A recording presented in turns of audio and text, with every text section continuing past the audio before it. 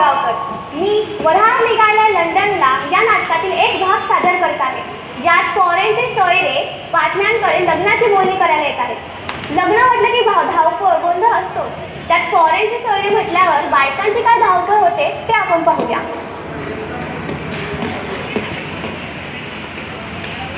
चला ग, भरभर भरभर भरभर भरभर. आता म्हणजे बोल नका, शांतपणे काम करा, बडबड करू नका. तिथे हिला तिथं तिला करू नका. आता बाईचा तोंडाचा पट्टा सुरू झाला की बाई थांबतच नाही, नुसती वच वच वच बोलतच राहते. तोंडाचा पट्टा सुरू. अशा बायकांचं मला एवढं आश्चर्य वाटतं ना. एकदा बाई बोलायला लागली की तोंडामध्ये तीर भिजत नाही. अशा बायकांना मला म्हणा असं वाटतं, अगं बाई जर थांब, जर श्वास घे, जर दम खा, जर श्वास घे. पण नाही, एकदा बाई बोलायला लागली की वच वच बोलतच राहते. तोंडाचा पट्टा सुरू. अशा बायका खरा खरा असं वाटतं, एकदा बाई बोलायला लागली की थांबवतच नाही.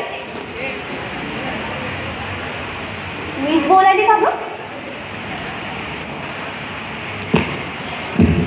एक कुंभर तुझे या जरा थोडं गप्पा मार.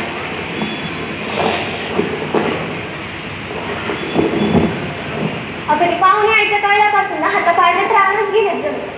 कुठली बी वस्तू घेतली गवगवच पडायला. आता मोरीमध्ये गेली, तांब्या घेतला, भक्कम खाली पडला. नुसतं छातीमध्ये धड धड. कसं होईल काय होईल, कसं होईल काय होईल. सुशे तो एक काम कर, आपल्या समद्या पोट्याने एकत्र कर आणि खंगाम गाड मेलांना. गाडच घाण राहतात ग.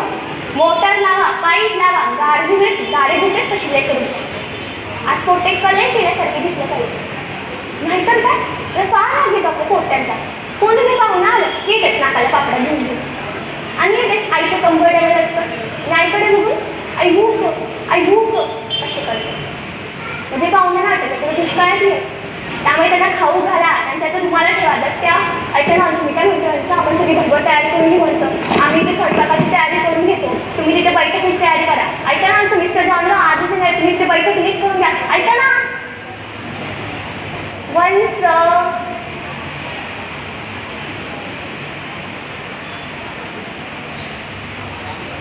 पाहिलं ना कशी ऐकून माझ्यासारखी तडतड निघून गेली.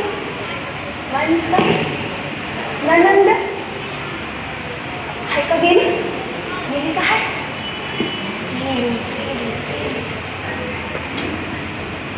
अजिबात काम करत नाही, शपथ कामच करत नाही.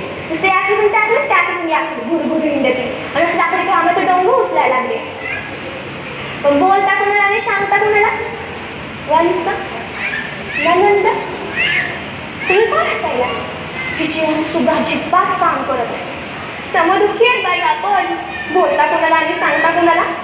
रोज परमेश्वराकडे प्रार्थना करते, चल बाबा चल. तो एक रजा काढून कुठे गेला त्यालाच ठाऊक.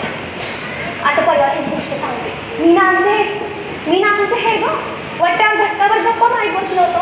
तर मी यांना म्हणलं, तुम्ही तुमच्या बहिणीला समजावून काय सांगत? खडखटे भांडे दिसलं तर उचलून घ्यावं, काळी पोलीस उचलून घ्यावी. आपलं हक्काचा माणूस म्हणून मी आमच्या ह्यांना सांगितलं. तर हक्काचा माणूस माझ्यावरच वरडलं. म्हणजे जॉब बोलू नको. इतकं बोलले फार बोलले. आपलं नशीबच फुटकं, तिथे हात घालायला जाऊ तिथे भोका निघायला लागला. तरी मी माझ्या बापाला म्हणले होते, मला या घरात देऊ नका. नाही ऐकलं. पाठीवर हात फिरत बोलले, बेटा नवी मुंबईत जावई. हो नवी मुंबईत जावई. बडा खेळ पोकाय वासा हवा जाती भाषा. अरे बाबा अरे घाबरते काय आली ती सांग. आणि हिचं कसं माहिती का, काय बी चांगलं झालं मोठे कोणी स्वतःकडे काय घेऊन माझ्यामुळे झालं. तिच्या ना शेतात हरभरा टळ्यावर, माझ्यामुळे हरभरा टळ्यावर. प्रमोद भाऊजी पहिल्या नंबरात पास, माझ्यामुळे प्रमोद भाऊजी पहिल्या नंबरात पास. तिच्या ना तिला साड्या तिच्या पाट्या वाचता येते, गर येते अशी वाचते तिच्या ना. पण काय मी चांगलं झालं, माझ्यामुळे झालं. एवढंच काय तुम्ही ऐकायला ऐकून झालं. फार आले असा कशी मुलं सांग कर. अगं बाई माणसं धन्यवाद.